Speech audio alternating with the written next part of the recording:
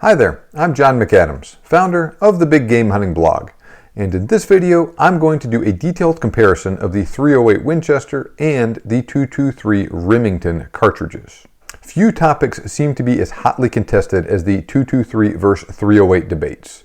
That dispute spans over 5 decades, and it really took off during the mid-1960s when the U.S. military started replacing the M14 with the M16 service rifle. While there is a small overlap in their capabilities, the two cartridges represent vastly different ways of thinking.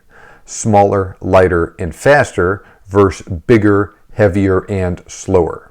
Now this is part of the reason why each have such a dedicated and loyal following, and why the .223 versus .308 debate continues to rage on after so many years. Because in addition to all of that, they are each very well suited for very specific tasks that are distinct from each other. So in this episode, I'm going to investigate the .223 versus .308 debate in more detail and provide some insight into which cartridge is better suited for various situations. Now before we get started, I would really appreciate it if you would do me 2 favors. First, please make sure you subscribe to my YouTube channel right now. Just click the red subscribe button below and make sure you don't miss out on any of my new videos on hunting gear reviews, cartridge comparisons, and more. Next, click on the link in the description below or go to huntingguns101.com to get a free ebook I have written on the best hunting calibers that will provide more detailed information on popular hunting cartridges and what they are best suited for. Okay, now that we got that out of the way, let's get started talking about the .223 and the .308. As usual, we will start with the history of these cartridges. Though the U.S. military was pleased with the performance of the M1 Garand rifle and the .30-06 during World War II, American military leaders started looking for a new rifle and cartridge in the years following the war. Specifically, they wanted a rifle capable of fully automatic fire and with a detachable magazine along the lines of the German STG-44 or the new Soviet AK-47. At the end of a long and contentious design and selection process, the Army eventually picked the M14 rifle chambered in the new 7.62 by 51mm cartridge to replace the M1 Garand. The original M80 ball load for the 7.62 by 51mm NATO fired a .308 caliber, 147 grain full metal jacket bullet at 2,750 feet per second. This load had virtually the same ballistics as the original .30-06 military load, which was a 150 grain bullet at 2,700 feet per second. But due to advances in powder technology, the 7.62 by 51mm cartridge achieved that same level of performance while using a much shorter case of 51mm versus 63mm long. Now during that time frame, Winchester noticed serious commercial potential with the 7.62 cartridge and rolled out the extremely similar .308 Winchester cartridge for the civilian hunting and shooting markets. The .308 Winchester really caught on with civilian hunters and shooters who appreciated the efficiency, power, and accuracy of the new cartridge. The military appreciated those same characteristics in the 7.62 cartridge, and over the years it has gained widespread approval for its performance in designated marksman/sniper rifles as well as in medium machine guns. On the other hand, the military was not pleased with the performance of the M14 as the primary infantry service rifle and decided to move on to something new after just a few years. For all the strengths of the M14 and the 7.62 by 51mm NATO, leaders in the military wanted a lighter rifle and cartridge so soldiers could carry more ammunition and more easily control the rifle when firing in fully automatic mode. The military settled on the M16 rifle and the new high-velocity 5.56 by 45mm cartridge and adopted the new rifle and cartridge during the 1960s. Derived from the .223 Remington, which was itself descended from the .222 Remington, the original M193 ball load for the 5.56 by 45mm cartridge fired a .224 caliber 55 grain full metal jacket bullet at 3,250 feet per second. Though initially well received by the military, the M16 and the 5.56 cartridge had some major teething problems during the Vietnam War. Understandably, both, but the M16 in particular, were much maligned by large numbers of men who had bad experiences with them while serving in Vietnam. However, modifications to the rifle and the propellant used in the cartridge solved many of those issues, and both remain in common use by military forces all over the world. Additionally, the military later adopted the M16A2 rifle with a faster rifling twist rate of 1 7 inches versus 1 12 inches, and a new 5.56 ball load, the M855, firing a 62 grain full metal jacket bullet at 3,025 feet per second during the 1980s. This load penetrated much better than the old M193 load, but complaints about the terminal performance of the bullet from soldiers eventually spurred the development of yet another ball load, the M855 Alpha 1, during the global war on terror. The M855 Alpha 1 load uses a lead-free 62 grain bullet made from a copper alloy with a steel penetrator. It is loaded to a higher pressure than the M855 load and is designed for optimum performance out of the short-barreled M4 carbines commonly used by the military these days. All in all, the M855 Alpha 1 has been well received, and it does have a reputation for being more accurate, for penetrating barriers more effectively, and for having better terminal performance than the old M193 and M855 ball ammunition. Now, in addition to the widespread military use of the 5.56 millimeter cartridge over the years, the cousin of that cartridge, the 223 Remington, has also seen widespread use among civilian hunters and shooters. But similar to the difference between the 7.62 and the 5.56 cartridges, there is a pretty big difference between the 223 and the 308 cartridges, and this starts with the size of them. Now, there is a pretty stark contrast between the 223 and the 308 when you place them right next to each other. The 308 Winchester has a much longer case length of 2.015 inches versus 1.76 inches, and a much longer overall length of 2.81 inches versus 2.26 inches. Heck, the 308 Winchester is so much larger that it can almost fit an entire 223 Remington cartridge inside its case. Now, additionally, the 223 Remington shoots smaller diameter and lighter 224 caliber bullets, while the 308 shoots larger diameter and heavier 308 caliber bullets. Now, the 223 is capable of using bullets in the 35 to 77 grain range. Of these, 55 grain and 62 grain bullet weights are by far the most common. On the other hand, the majority of 308 Winchester factory loads shoot bullets in the 110 to 180 grain range. 150, 165, 168, and 180 grain bullets are the most common for that cartridge. In that same vein, an entire loaded 223 Remington cartridge will weigh in the, say, 160 to 190 grain range. We're talking the bullet itself, the primer, powder, and the entire cartridge case. Now, the exact weight will vary a little depending on the exact load, but the point stands. Just the bullet, the actual projectile from a 308 Winchester, weighs about as much, maybe more, than an entire 223 Remington cartridge. So once again, that's just another good example of how much bigger the 308 is than the 223. Now, with all that said, the 308 Winchester also has a larger .473 inch case diameter than the .378 inch case diameter of the 223. Combined with the fact that the 308 uses a much longer case, it also has significantly more case capacity than the 223. It's also loaded to a higher maximum SAMI pressure of 62,000 psi versus 55,000 psi for the 223. Compared to the 308, the 223 Remington shoots smaller diameter, lighter bullets at a very high velocity. Performance varies with barrel length and bullet weight, but typical 223 ballistics with factory ammo are a 50 grain bullet at 3,345 feet per second, a 55 grain bullet at 3,240 feet per second, and a 62 grain bullet at 3,100 feet per second. On the other hand, typical 308 ballistics with factory ammo are a 150 grain bullet at 2,820 feet per second, a 165 grain bullet at 2,700 feet per second, and a 180 grain bullet at 2,570 feet per second. Let's dive into the details of the ballistics of these cartridges in a little more detail though, and specifically how they compare to each other. So in this case, we'll compare a 55 grain Winchester Varmint X load with a .255 BC, a 62 grain Barnes TSX boat tail load with a .314 BC, and a 64 grain Winchester Deer Season XP load with a .282 BC in 223 Remington.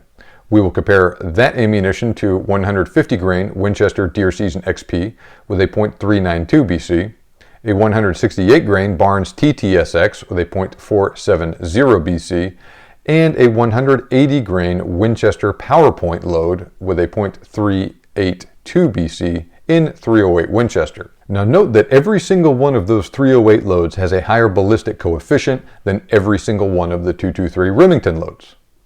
Now, with all that said, for the most part, the 223 Remington has a much flatter trajectory than the 308 Winchester, out to about 500 yards. However, the typical 308 Winchester load has more than twice the muzzle energy than the typical 223 Remington load. Additionally, the heavier bullets with a higher ballistic coefficient used by the 308 Winchester retain more energy and velocity than the lightweight 223 bullets.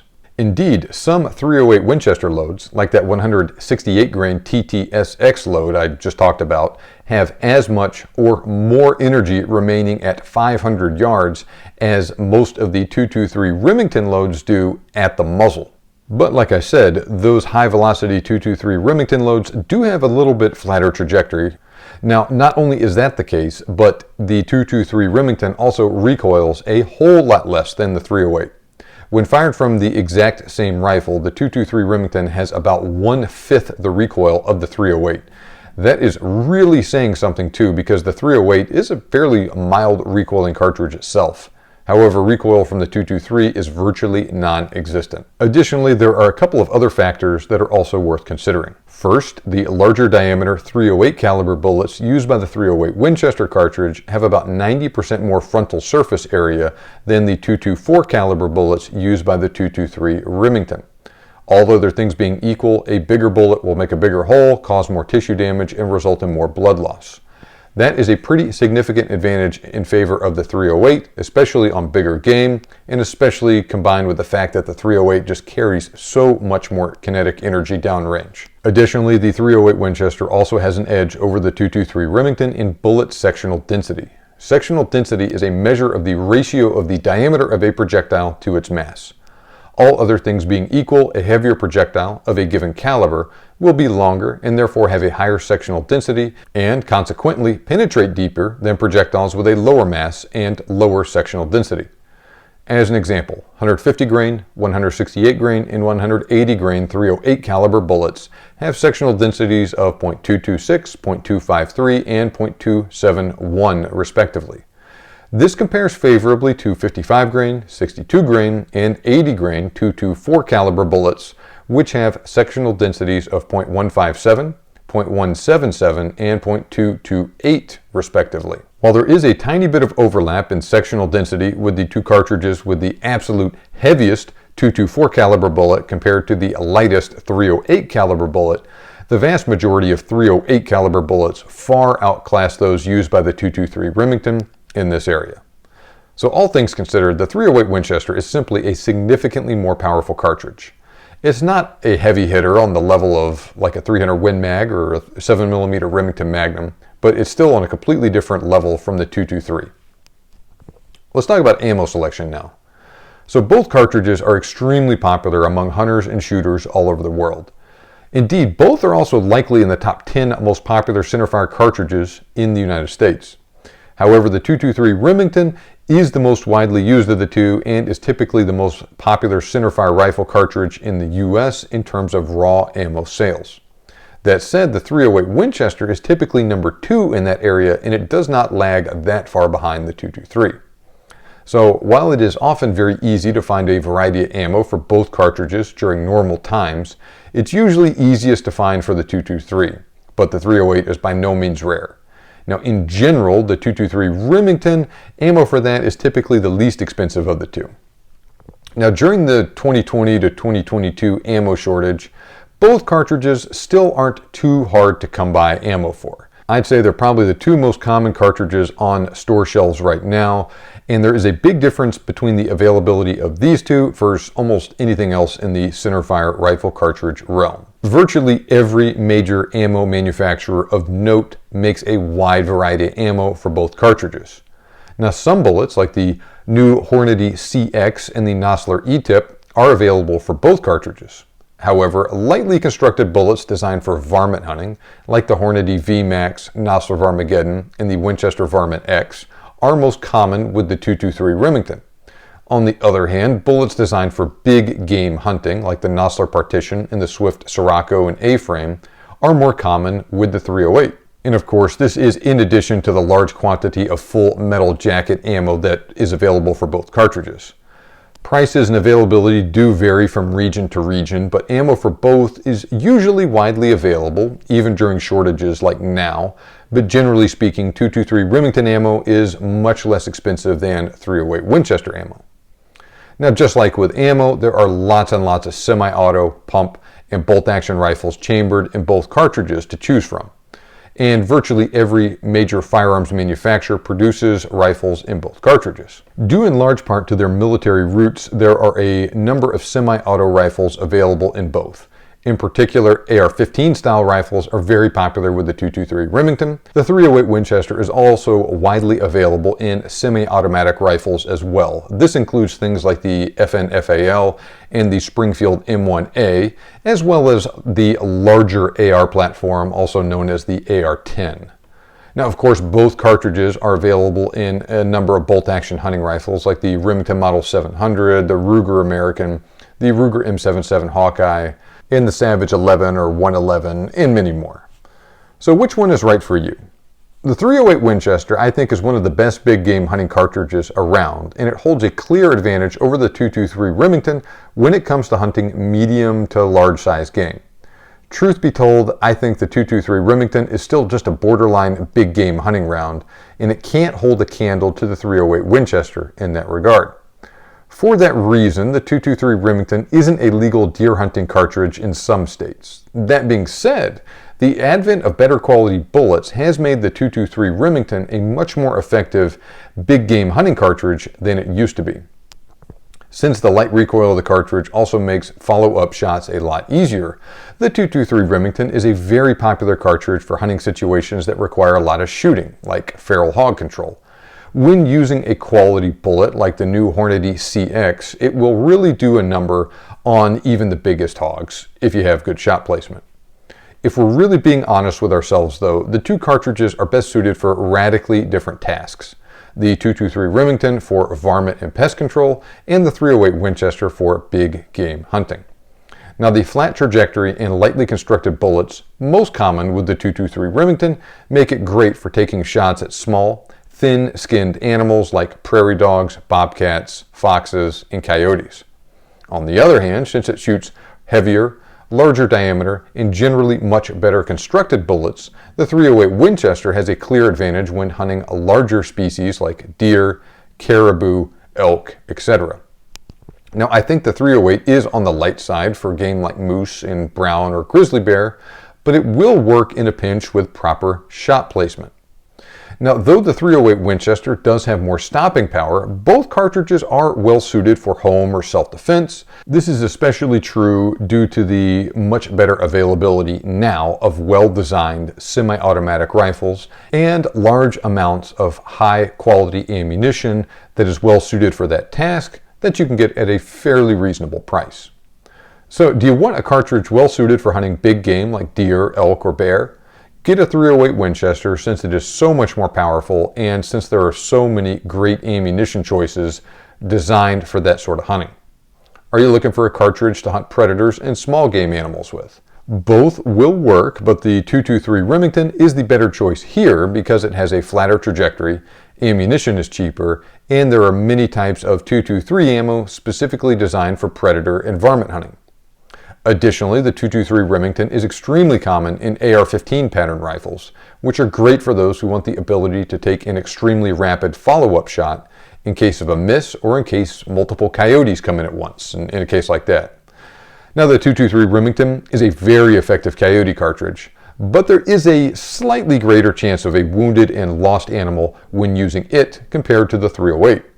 This is not as big of an issue with the 223 as it is with smaller cartridges, but it is something to keep in mind. So hunters who want to minimize this issue as much as possible, perhaps like those participating in a coyote hunting contest, might want to use a bigger cartridge like the 243 Winchester or maybe even the 308 Winchester. Now, the downside of using larger cartridges like the 308 is that fur damage is going to be a much bigger problem compared to the 223. So if you care about fur damage, then you definitely want to be sticking with the 223 of these two cartridges anyway.